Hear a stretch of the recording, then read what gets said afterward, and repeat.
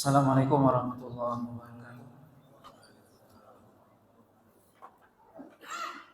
Innal hamdalillah nahmaduhu wa nasta'inuhu wa nastaghfiruh wa na'udzu billahi min shururi anfusina wa sayyiati a'malina.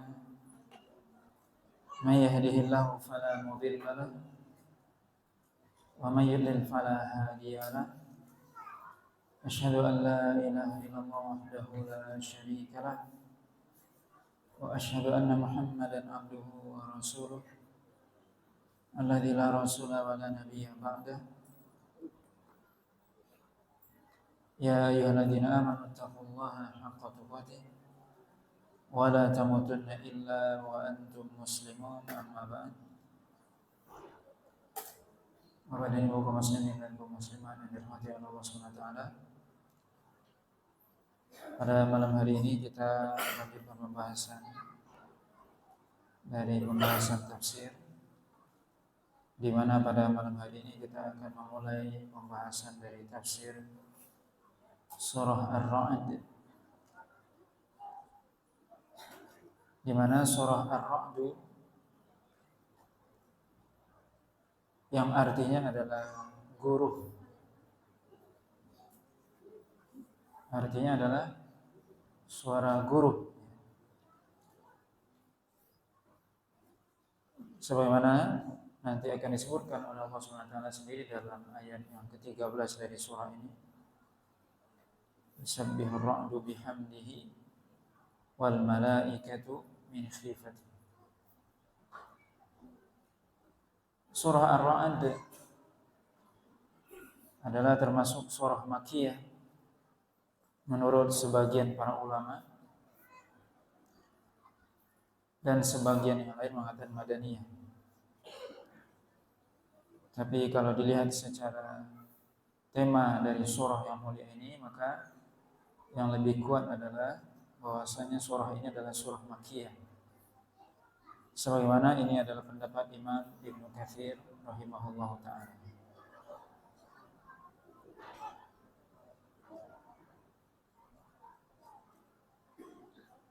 Allah SWT berfirman dalam surah yang mulia ini, A'udzubillahi minasyaitonirrajim. Bismillahirrahmanirrahim. Alif lam mim ra. Tilka ayatul kitab walladzi unzila ilaika min rabbikal haqq walakinna aktsaran nasi la yu'minun. Allah SWT membuka surah yang mulia ini dengan huruf muqatta'ah dalam istilah ulama tafsir, yaitu alif lam mim ra, di mana Al-Qur'an dibuka dengan surah ini dengan alif lam mim ra, termasuk atau sebagaimana surah-surah sebelumnya atau yang lainnya. Di antara surah-surah Al-Qur'an itu dimulai dengan huruf-huruf hijaiyah atau huruf muqatta'ah, untuk menandakan bahwasanya Al-Qur'an ini terdiri dari huruf hijaiyah yang Anda baca sendiri, wahai orang-orang Quraisy ketika itu. Alif lam mim ra adalah pembuka dari surah Ar-Ra'd, dan bisa kita katakan bahwasanya satu-satunya surah yang dibuka dengan alif lam mim ra hanya surah Ar-Ra'd. Sebagaimana juga surah Al-A'raf, alif lam mim shad, cuma satu itu. Adapun surah-surah yang lain ada yang dibuka dengan huruf itu atau ada yang tidak. Alif lam mim banyak, ada Al-Baqarah, ada Imran, ada surah Al-Ankabut, ada surah Rum, As-Sajdah, dan juga Luqman. Ada dibuka juga alif lam ra. Alif lam ra sebagaimana surat sebelumnya, itu surah Yusuf dan surah Yunus dibuka dengan alif lam ra. Kemudian juga surah yang setelah ini juga nanti surah Ibrahim dan Al-Hijr juga dibuka dengan alif lam ra. Ya, dan begitu beberapa surah dalam Al-Qur'an dibuka oleh Allah SWT kadang dengan huruf-huruf muqatta'ah atau huruf-huruf hijaiyah yang Allah sebutkan di awal surah yang tujuannya untuk memberikan peringatan kepada orang-orang kafir Quraisy bahwasanya memang Al-Qur'an ini, kitab ini terdiri dari huruf-huruf yang kalian berbicara dengannya. Di mana memang Al-Qur'an dengan bahasa Arab yang orang-orang Quraisy ketika itu berbicara dengan. Allah SWT mengatakan alif lam mim ra, di mana kita sudah sebutkan tidak ada makna dari huruf ini.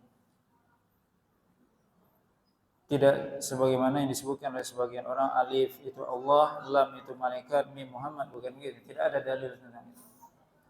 Maka hanya sekedar Allah menyebutkan huruf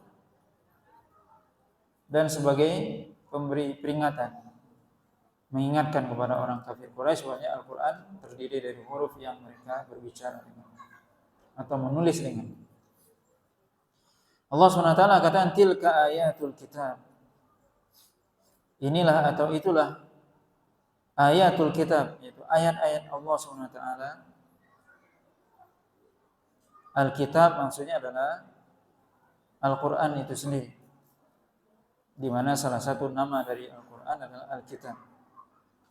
Tilka ayatul kitab. Inilah ayat-ayat Allah SWT, ayat-ayat Al-Qur'an. Walladzi unzila ilaika min rabbika bil haqq. Walladzi unzila ilaika min rabbikal haqq.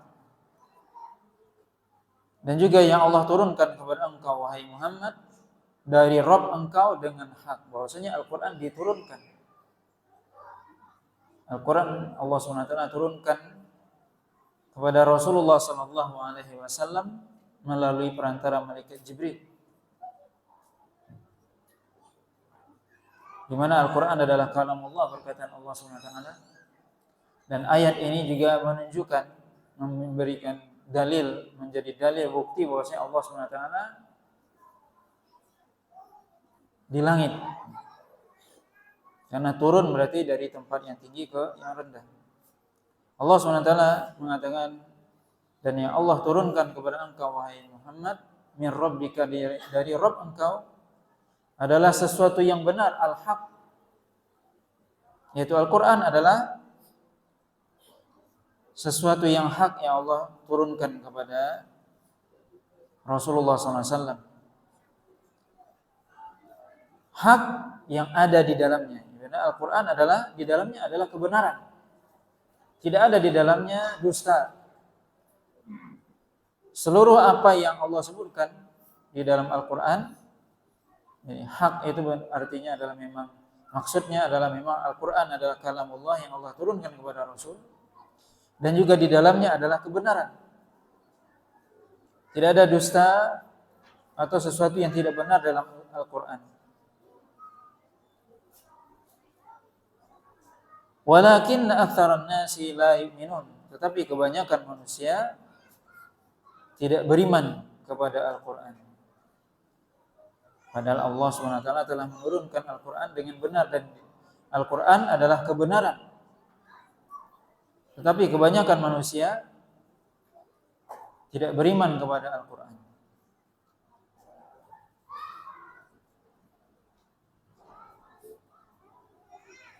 Sebagaimana Allah sebutkan dalam surah sebelumnya, surah Yusuf, Allah katakan wa ma aktsarun nasi walau harasta bimu'minin. Dan tidaklah manusia itu beriman walaupun engkau wahai Muhammad bersemangat untuk memberikan hidayah kepada mereka, tapi kebanyakan manusia memang Allah SWT takdirkan tidak beriman. Kebanyakan manusia tidak beriman kepada Al-Qur'an. Kemudian Allah SWT di ayat yang kedua dan beberapa ayat setelah ini menyebutkan tentang rububiyah Allah SWT, perbuatan Allah SWT. Yang mana ini adalah salah satu ciri surah Makkiyah. di mana Allah SWT menjelaskan tentang rububiyah Allah SWT, perbuatan Allah SWT. Allah menciptakan, Allah yang menghidupkan, Allah yang beri rezeki dan seterusnya. Yaitu perbuatan Allah SWT. Allah katakan dalam ayat yang kedua, Allahul ladzi rafa'as samawat bighairi amadin tarawnaha thumma istawa 'alal 'arsy wa sakhkhara asy-syamsa wal qamar kullu yajri li ajalin musamma yudabbirul amra yufassilul ayati la'allakum biliqa'i rabbikum tuqinun. Allah alladzi rafa'as samawat. Allah lah yang mengangkat langit, meninggikan langit-langit ini semua. Karena langit memiliki 7 lapis. Allah yang meninggikan langit bi ghairi amadin tarawnaha, tanpa tiang yang kalian lihat. Artinya kalian melihat langit tidak ada tiangnya. Dan begitulah hakikatnya. Bahwasanya Allah SWT dengan kekuasaannya meninggikan langit tanpa tiang, di mana langit adalah sebagai sakfun, sebagai atap dari alam ini, dari bumi ini. Diibaratkan bahwasanya langit adalah atap. Wa ja'alna as-samaa'a saqfan mahfudha, kata Allah SWT. Dan kami jadikan langit itu sebagai sakfun, atap yang terjaga. Di mana ini adalah menunjukkan kebesaran Allah SWT dan maha kekuasaan Allah SWT. Bagaimana Allah SWT meninggikan langit tanpa tiang, yang manusia tidak bisa melakukannya. Kita bisa lihat bangunan masjid kita, nggak mungkin tidak ada tiang. Kalau tidak ada tiang, maka nggak mungkin atapnya ada. Di mana bertenggernya atap? Walaupun ini nggak ada tiang tengah, tapi di sampingnya ada tiang. Kalau tidak ada, tidak mungkin atap ada, atau tidak bisa atap bertengger. Tapi Allah SWT menciptakan langit tanpa tiang, dan tentunya langit lebih luas daripada bumi. Dan alam itu semakin ke atas semakin luas. Langit semakin ke atas semakin luas. Dan Allah SWT menciptakan langit. Dan ini Allah SWT perintahkan kepada kita agar kita memperhatikan, memikirkan, mentadabburi bagaimana Allah SWT menciptakan langit tanpa tiang. Yang kita semua manusia tidak mungkin melakukannya. Menciptakan suatu, membuat suatu tanpa ada penyanggahnya. Kalau kita ingin meninggikan sesuatu, harus ada tiang. Ini misalnya. Harus ada tiangnya, kalau enggak bisa. Maka Allah SWT meninggikan langit tanpa tiang, yang mana langit tersebut memiliki 7 lapis langit. Yang di dalamnya ada malaikat-malaikat. Jadi langit itu bukan kosong. Ada makhluk yang hidup di sana, ada malaikat yang tinggal di langit. Dan disebutkan dalam hadis bahwasanya jarak antara langit yang satu dengan langit yang lainnya adalah 500 tahun perjalanan. Itu jarak antara langit yang satu dengan yang lainnya. Kita bisa bayangkan betapa jauhnya dan betapa luasnya langit tersebut. Dan juga disebutkan bahwasanya tebalnya langit tersebut juga 500 tahun perjalanan. Tebalnya langit, tebalnya. Bagaimana kekuasaan Allah SWT yang sangat besar. Di mana langit adalah makhluk yang besar, yang jarak antara satu yang dengan yang lainnya 500 tahun perjalanan. Tebal satu langit itu juga 500 tahun perjalanan. Betapa besarnya. Dan itu 7 lapis. Coba kita renungkan dan pikirkan. Dan itu Diciptakan oleh Allah SWT tanpa tiang, tidak ada tiangnya, tidak ada penyangga. Dan di atas langit ada, setelah langit yang ketujuh ada kursi. Di atas kursi ada makhluk yang paling besar, yaitu arsy.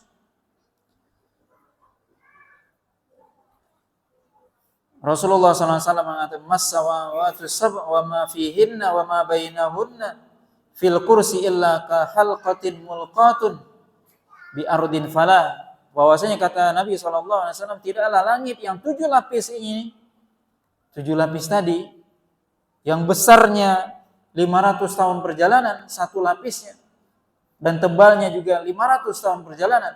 Tidaklah 7 lapis langit itu digabungkan, kemudian dibandingkan besarnya dengan kursi Allah, kecuali seperti cincin kecil yang dilemparkan ke tengah padang pasir yang luas.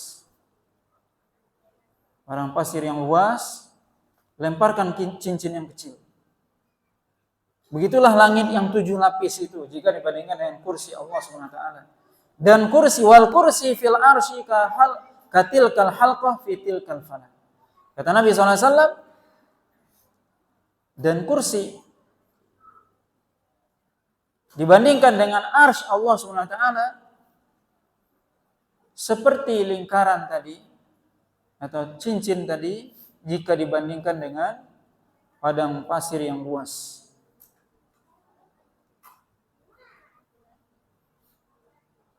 Kemudian dikatakan oleh Nabi SAW, wal arsy la yuqadiru qadrahu illallah. Dan arsy tidak ada yang bisa mentakdir, maksudnya memperkirakan besarnya kecuali